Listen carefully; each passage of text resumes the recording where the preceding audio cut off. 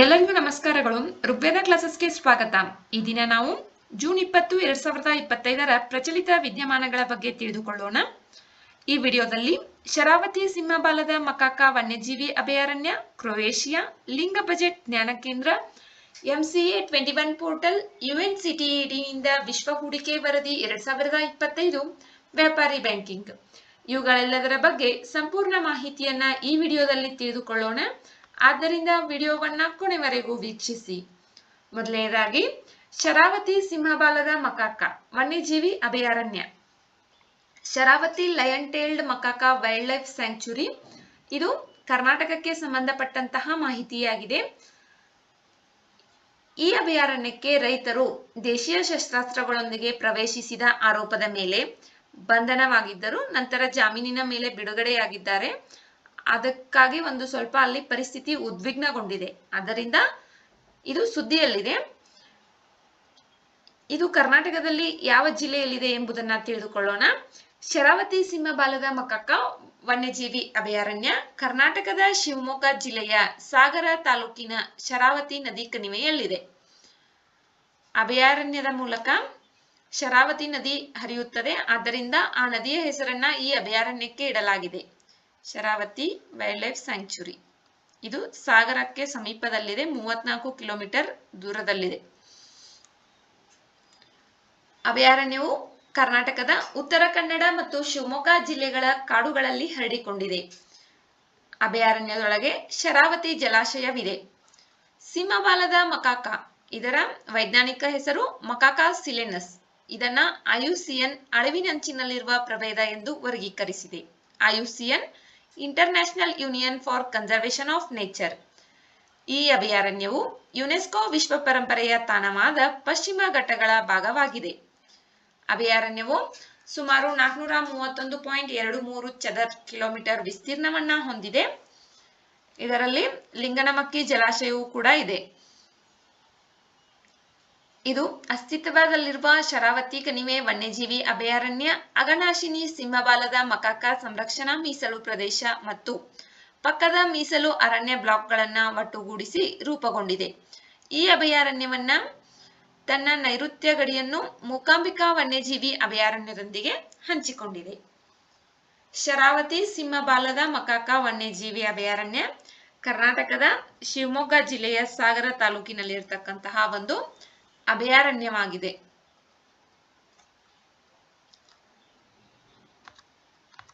Next Croatia. ಇದು ಒಂದು ದೇಶ.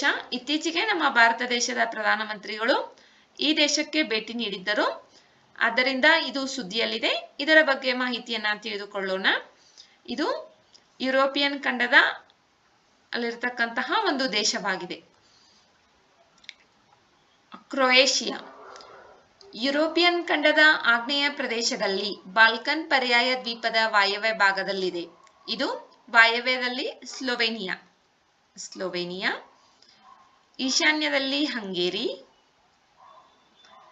ಪೂರ್ವದಲ್ಲಿ ಸೆರ್ಬಿಯಾ, ಆಗ್ನೇಯದಲ್ಲಿ ಬೋಸ್ನಿಯಾ ಮತ್ತು ಹರ್ಜಿಗೋವಿನಾ, ಮಾಂಟೆನೆಗ್ರೋಗಳಿಂದ ಗಡಿಯಾಗಿದೆ. ಇದು ಪಶ್ಚಿಮದಲ್ಲಿ ಅಡ್ರಿಯಾಟಿಕ್ ಸಮುದ್ರದಿಂದ ಕೂಡಿದೆ. ಇಲ್ಲಿರ್ತಕ್ಕಂಥದ್ದು ಅಡ್ರಿಯಾಟಿಕ್ ಸಮುದ್ರ. ಕ್ರೊಯೇಷಿಯಾ ಮತ್ತು ಇಟಲಿ ಸಮುದ್ರ ಗಡಿಯನ್ನ ಹೊಂದಿವೆ. ಇದು ಯುರೇಷಿಯನ್ ಒಕ್ಕೂಟ ಮತ್ತು ನ್ಯಾಟೋ ಎರಡರ ಸದಸ್ಯ ರಾಷ್ಟ್ರವಾಗಿದೆ. ದೇಶದ ಪ್ರಮುಖ ಬಂದರುಗಳಾದ ರೆಜಿಕಾ, ಸ್ಪ್ಲಿಟ್ಸ್ ಮತ್ತು ಪ್ಲೋಸ್ ಯುರೋಪಿಯನ್ ಒಕ್ಕೂಟದ ಪ್ರಮುಖ TEN-T ಜಾಲದ ಅವಿಭಾಜ್ಯ ಅಂಗಗಳಾಗಿದ್ದು ಟ್ರಾನ್ಸ್ ಯುರೋಪಿಯನ್ ಸಾರಿಗೆ ಮೂಲ ಸೌಕರ್ಯವನ್ನ ಬೆಂಬಲಿಸುತ್ತದೆ. ದಿನಾರಿಕ್ ಆಲ್ಪ್ಸ್ ಮತ್ತು ಕೆಲವು ಸಣ್ಣ ಪರ್ವತ ಶ್ರೇಣಿಗಳು ಈ ದೇಶದ ಮೂಲಕ ಹಾದು ಹೋಗುತ್ತವೆ. ಈ ದೇಶವು ಮೆಡಿಟರೇನಿಯನ್ ಹವಾಮಾನವನ್ನ ಹೊಂದಿದೆ. ಕ್ರೊಯೇಷಿಯಾದಲ್ಲಿ ದ್ರಾವಾ, ಕ್ರಾ ಮತ್ತು ಸೇವ್ ನದಿಗಳು ಹರಿಯುತ್ತವೆ. ಕ್ರೊಯೇಷಿಯಾದ ರಾಜಧಾನಿ ಜಾಗ್ರೆಬ್. ಇದು ಕ್ರೊಯೇಷಿಯಾದಲ್ಲಿರ್ತಕ್ಕಂತಹ ಅತಿದೊಡ್ಡ ನಗರವಾಗಿದೆ. ಇಲ್ಲಿಯ ಕರೆನ್ಸಿ ಯೂರೋ. ಕ್ರೊಯೇಷಿಯಾ ಇದು ಯುರೋಪಿಯನ್ ಖಂಡದ ಒಂದು ದೇಶವಾಗಿದೆ. ಇದು ಯಾವ ದ್ವೀಪದಲ್ಲಿ ಕಂಡುಬರುತ್ತದೆ? ಇದು ಬಾಲ್ಕನ್ ಪರ್ಯಾಯ ದ್ವೀಪದಲ್ಲಿ ಕಂಡುಬರುತ್ತದೆ. ಕ್ರೊಯೇಷಿಯಾ ಇಟಲಿಯೊಂದಿಗೆ ತನ್ನ ಸಮುದ್ರ ಗಡಿಯನ್ನ ಹಂಚಿಕೊಂಡಿದೆ. ಕ್ರೊಯೇಷಿಯಾ ಇರುವುದು ಆಡ್ರಿಯಾಟಿಕ್ ಸಮುದ್ರದಲ್ಲಿ ಇದೆ.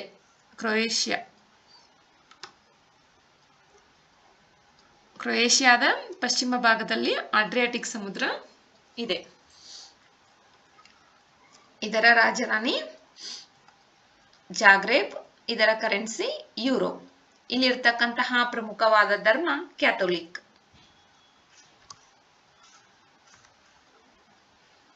ಲಿಂಗ ಬಜೆಟ್ ಜ್ಞಾನ ಕೇಂದ್ರ, gender budgeting knowledge hub.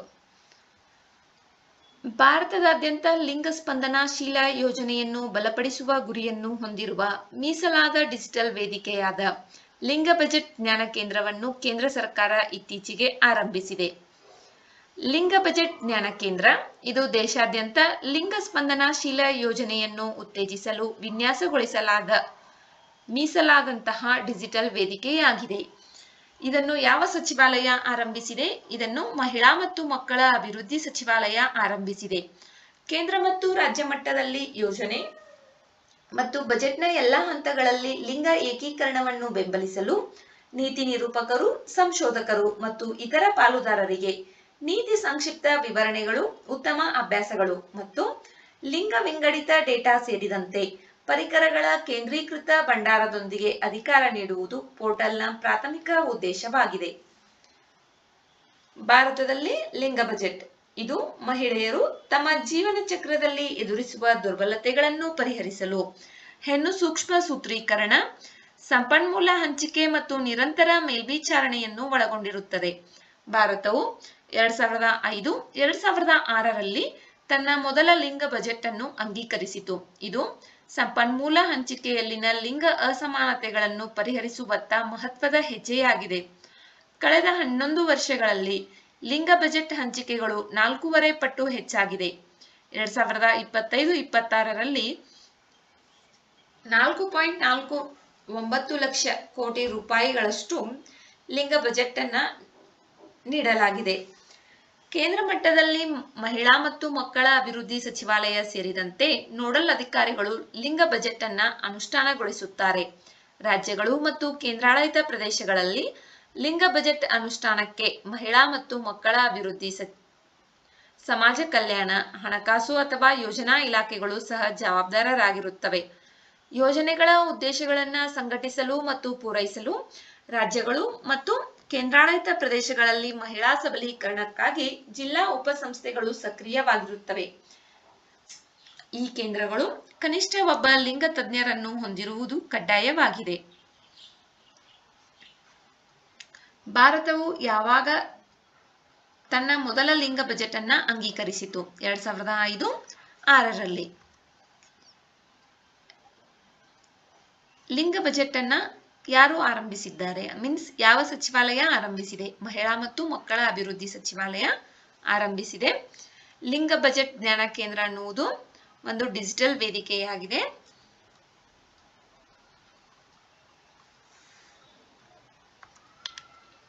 Next, MCA 21 portal. MCA ministry of corporate affairs. MCA 21 portal ಅನ್ನ ಕಾರ್ಪೊರೇಟ್ ವ್ಯವಹಾರಗಳ ಸಚಿವಾಲಯ ಆರಂಭಿಸಿದೆ. ಯಾವಾಗ ಆರಂಭಿಸಿದೆ? 2006ರಲ್ಲಿ ಆರಂಭಿಸಿದೆ. ಈ ಪೋರ್ಟಲ್ ವೃತ್ತಿಪರರು, ಕಾರ್ಪೊರೇಟ್ ಸಂಸ್ಥೆಗಳು ಮತ್ತು ಸಾರ್ವಜನಿಕರಿಗೆ ಸಹಾಯಕ ರೀತಿಯಲ್ಲಿ ಕಾರ್ಪೊರೇಟ್ ವ್ಯವಹಾರಗಳ ಸಚಿವಾಲಯ ಸೇವೆಗಳಿಗೆ ಸುರಕ್ಷಿತ ಮತ್ತು ಸುಲಭ ಪ್ರವೇಶವನ್ನ ಸಕ್ರಿಯಗೊಳಿಸುತ್ತದೆ.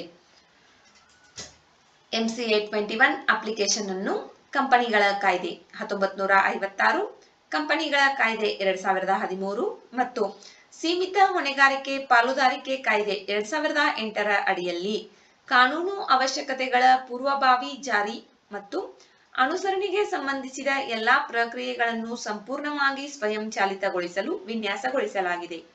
ಇದು ವ್ಯಾಪಾರ ಸಮುದಾಯವು ತಮ್ಮ ಶಾಸನಬದ್ಧ ಬಾಧ್ಯತೆಗಳನ್ನು ಪೂರೈಸಲು ಸಹಾಯ ಮಾಡುತ್ತದೆ. MCA 21 ಪೋರ್ಟಲ್ ರಾಷ್ಟ್ರೀಯ ಇ-ಆಡಳಿತ ಸೇವೆಗಳ ವಿತರಣಾ ಗೇಟ್ವೇನೊಂದಿಗೆ ಪರಸ್ಪರ ಕಾರ್ಯಸಾಧ್ಯತೆಯನ್ನು ಗುರಿಯಾಗಿಸಿಕೊಂಡಿದೆ. ಇದು ವ್ಯಾಪಾರ ಸಮುದಾಯವು ಕಂಪನಿಯನ್ನು ನೋಂದಾಯಿಸಲು ಮತ್ತು ಶಾಸನಬದ್ಧ ದಾಖಲೆಗಳನ್ನು ತ್ವರಿತವಾಗಿ, ಸುಲಭವಾಗಿ ಸಲ್ಲಿಸಲು ಅನುವು ಮಾಡಿಕೊಡುತ್ತದೆ. ಸಾರ್ವಜನಿಕ ದಾಖಲೆಗಳಿಗೆ ಸುಲಭ ಪ್ರವೇಶವನ್ನು ಒದಗಿಸುತ್ತದೆ. ಸಾರ್ವಜನಿಕ ಕುಂದುಕೊರತೆಗಳನ್ನು ವೇಗವಾಗಿ ಮತ್ತು ಪರಿಣಾಮಕಾರಿಯಾಗಿ ಪರಿಹರಿಸಲು ಸಹಾಯ ಮಾಡುತ್ತದೆ. ಶುಲ್ಕಗಳ ನೋಂದಣಿ ಮತ್ತು ಪರಿಶೀಲನೆಯನ್ನು ಸುಲಭವಾಗಿ ಮಾಡಲು ಸಹಾಯ ಮಾಡುತ್ತದೆ. ಸಂಬಂಧಿತ ಕಾನೂನುಗಳು ಮತ್ತು ಕಾರ್ಪೊರೇಟ್ ಆಡಳಿತದೊಂದಿಗೆ ಪೂರ್ವಭಾವಿ ಮತ್ತು ಪರಿಣಾಮಕಾರಿ ಅನುಸರಣೆಯನ್ನ ಖಚಿತಪಡಿಸುತ್ತದೆ. ಕಾರ್ಪೊರೇಟ್ ವ್ಯವಹಾರಗಳ ಸಚಿವಾಲಯ ಉದ್ಯೋಗಿಗಳಿಗೆ ಅತ್ಯುತ್ತಮ ಸ್ಥಳೀಯ ಸೇವೆಗಳನ್ನು ನೀಡಲು ಅನುವು ಮಾಡಿಕೊಡುತ್ತದೆ. MCA 21 ಈ ಪೋರ್ಟಲ್ ಅನ್ನ ಕಾರ್ಪೊರೇಟ್ ವ್ಯವಹಾರಗಳ ಸಚಿವಾಲಯ 2006ರಲ್ಲಿ ಆರಂಭಿಸಿದೆ. ಇದು ಡಿಜಿಟಲ್ ಸಹಿ ಪ್ರಮಾಣ ಪತ್ರ, ನಿರ್ದೇಶಕರ ಗುರುತಿನ ಸಂಖ್ಯೆ, ಸೀಮಿತ ಹೊಣೆಗಾರಿಕೆ ಪಾಲುದಾರಿಕೆ, ವ್ಯಾಪಾರ ಬಳಕೆದಾರರಿಗೆ LLP ಲಿಮಿಟೆಡ್ ಲಯಬಿಲಿಟಿ ಪಾರ್ಟ್ನರ್ಶಿಪ್ ಸೇವೆಗಳು, ಹೊಸ ಕಂಪನಿಯ ನೋಂದಣಿ, ಕಾರ್ಪೊರೇಟ್ ವ್ಯವಹಾರ ಸಚಿವಾಲಯಗಳ ಸೇವೆಗಳಿಗೆ ಸಂಬಂಧಿಸಿದಂತೆ ದೂರುಗಳನ್ನು ದಾಖಲಿಸಲು ದಾಖಲೆ ಸಂಬಂಧಿತ ಸೇವೆಗಳು, ಶುಲ್ಕ ಮತ್ತು ಪಾವತಿ ಸೇವೆಗಳು, ಹೂಡಿಕೆ ಸೇವೆಗಳು ಈ ರೀತಿಯ ಸೇವೆಗಳನ್ನು ನೀಡುತ್ತದೆ. ನೆಕ್ಸ್ಟ್ UNCTAD ನಿಂದ ವಿಶ್ವ ಹೂಡಿಕೆ ವರದಿ 2025. UNCTAD United Nations conference on trade and development world investment report 2025 by UNCTAD. ವಿಶ್ವಸಂಸ್ಥೆಯ ವ್ಯಾಪಾರ ಮತ್ತು ಅಭಿವೃದ್ಧಿಯ ವಿಶ್ವ ಹೂಡಿಕೆ ವರದಿ 2025ರ ಪ್ರಕಾರ 2024ರಲ್ಲಿ ಭಾರತವು ವಿದೇಶಿ ನೇರ ಹೂಡಿಕೆಗಾಗಿ ಜಾಗತಿಕ ತಾಣಗಳಲ್ಲಿ 15ನೇ ಸ್ಥಾನಕ್ಕೆ ಏರಿದೆ. ಆದರೆ ಒಳಹರಿವು $27.6 ಶತಕೋಟಿಗೆ ಇಳಿದಿದೆ. ವಿಶ್ವ ಹೂಡಿಕೆ ವರದಿ ಇದು ವಿಶ್ವಸಂಸ್ಥೆಯ ವ್ಯಾಪಾರ ಮತ್ತು ಅಭಿವೃದ್ಧಿ ಸಮ್ಮೇಳನ ಪ್ರಕಟಿಸಿದ ವಾರ್ಷಿಕ ವರದಿಯಾಗಿದೆ. ಇದು ವಿಶ್ವಾದ್ಯಂತ ಪ್ರಾದೇಶಿಕ ಮತ್ತು ದೇಶ ಮಟ್ಟದಲ್ಲಿ ವಿದೇಶಿ ನೇರ ಹೂಡಿಕೆ ಪ್ರವೃತ್ತಿಗಳು ಮತ್ತು ಅಭಿವೃದ್ಧಿಗೆ ಅದರ ಕೊಡುಗೆಗಳನ್ನು ಸುಧಾರಿಸಲು ಹೊರಹೊಮ್ಮುತ್ತಿರುವ ಕ್ರಮಗಳ ಮೇಲೆ ಕೇಂದ್ರೀಕರಿಸುತ್ತದೆ. ವಿಶ್ವ ಹೂಡಿಕೆ ವರದಿ 2025ರ ಮುಖ್ಯಾಂಶಗಳು: ಒಟ್ಟಾರೆಯಾಗಿ 2024ರಲ್ಲಿ ಜಾಗತಿಕ FDI 11% ಕುಸಿದಿದೆ. ಇದು ಸತತ 2ನೇ ವರ್ಷದ ಕುಸಿತವನ್ನ ಸೂಚಿಸುತ್ತಿದೆ ಮತ್ತು ಉತ್ಪಾದಕ ಬಂಡವಾಳದ ಹರಿವುಗಳಲ್ಲಿ ಆಳವಾದ ನಿಧಾನಗತಿಯನ್ನ ದೃಢಪಡಿಸುತ್ತದೆ. ಜಾಗತಿಕವಾಗಿ ಅಮೆರಿಕವು ಅಗ್ರ FDI ತಾಣವಾಗಿ ತನ್ನ ಸ್ಥಾನವನ್ನ ಉಳಿಸಿಕೊಂಡಿದೆ. ಚೀನಾವು 2023ರಲ್ಲಿ 2ನೇ ಸ್ಥಾನದಲ್ಲಿದ್ದ FDI ಒಳಹರಿವಿನಲ್ಲಿ 29% ಕುಸಿತದೊಂದಿಗೆ 4ನೇ ಸ್ಥಾನಕ್ಕೆ ಕುಸಿದಿದೆ. 2024ರಲ್ಲಿ ದಕ್ಷಿಣ ಏಷ್ಯಾ ಪ್ರದೇಶದಲ್ಲಿ ಭಾರತವು ಅತಿ ಹೆಚ್ಚು FDI ಸ್ವೀಕರಿಸುವ ದೇಶವಾಗಿದೆ. 2023ರಲ್ಲಿ $28.1 ಶತಕೋಟಿ FDI ಪಡೆದಾಗ ಭಾರತವು 16ನೇ ಸ್ಥಾನದಲ್ಲಿತ್ತು. 2024ರಲ್ಲಿ ಜಾಗತಿಕವಾಗಿ 15ನೇ ಸ್ಥಾನಕ್ಕೆ ಏರಿದೆ. ಗ್ರೀನ್ಫೀಲ್ಡ್ ಯೋಜನೆಗಳ ಘೋಷಣೆಗಳಲ್ಲಿ ಗಮನಾರ್ಹ ಏರಿಕೆ ಕಂಡುಬಂದಿದ್ದು 2024ರಲ್ಲಿ 1080 ಗ್ರೀನ್ಫೀಲ್ಡ್ ಯೋಜನೆಗಳನ್ನು ಘೋಷಿಸುವ ಮೂಲಕ ಭಾರತ 4ನೇ ಸ್ಥಾನದಲ್ಲಿದೆ.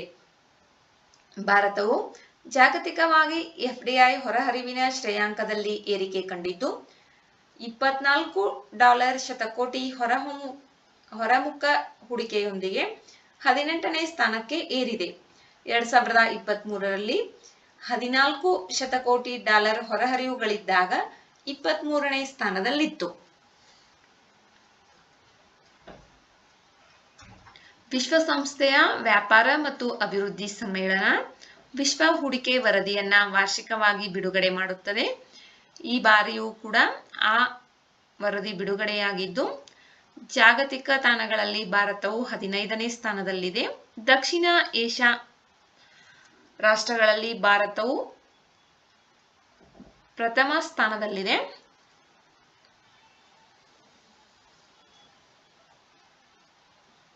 ಜಾಗತಿಕವಾಗಿ ಅಮೆರಿಕ ಅಗ್ರಸ್ಥಾನದಲ್ಲಿದೆ.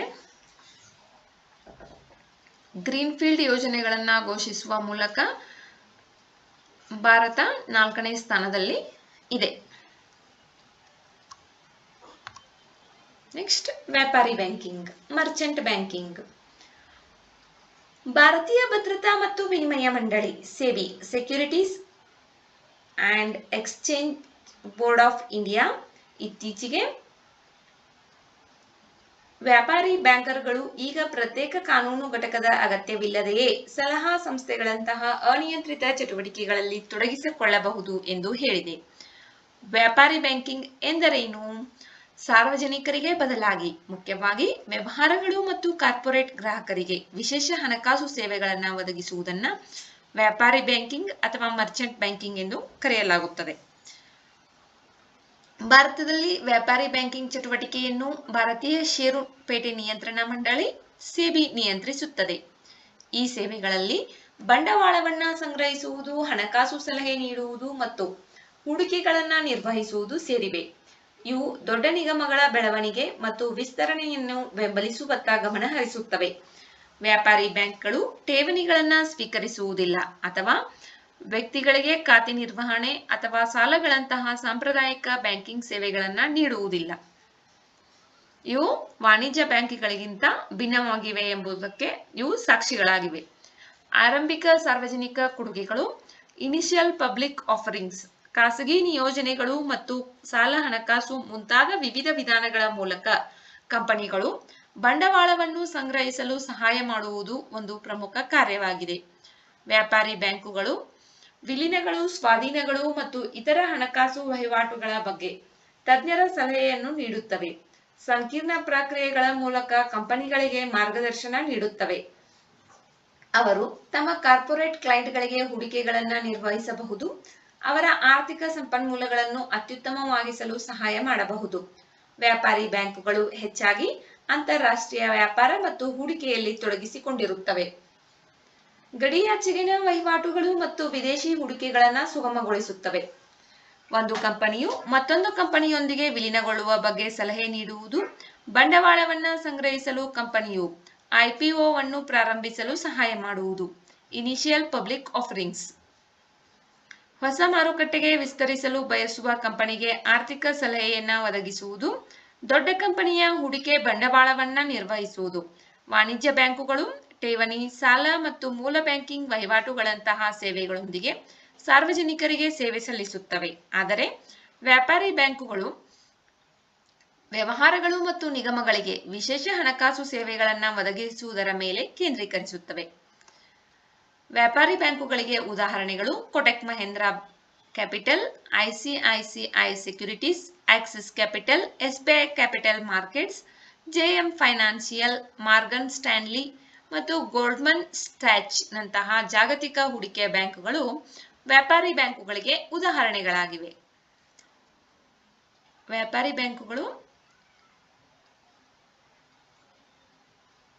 ಸಾರ್ವಜನಿಕರಿಗೆ ಯಾವುದೇ ರೀತಿಯ ಖಾತೆಗಳನ್ನು ತೆರೆಯಲು ಮತ್ತು ಠೇವಣಿಗಳನ್ನು ಮಾಡಲು, ಸಾಲಗಳನ್ನು ನೀಡುವಂತಹ ಯಾವುದೇ ರೀತಿಯ ಕಾರ್ಯಗಳನ್ನು ಮಾಡುವುದಿಲ್ಲ. ಇದು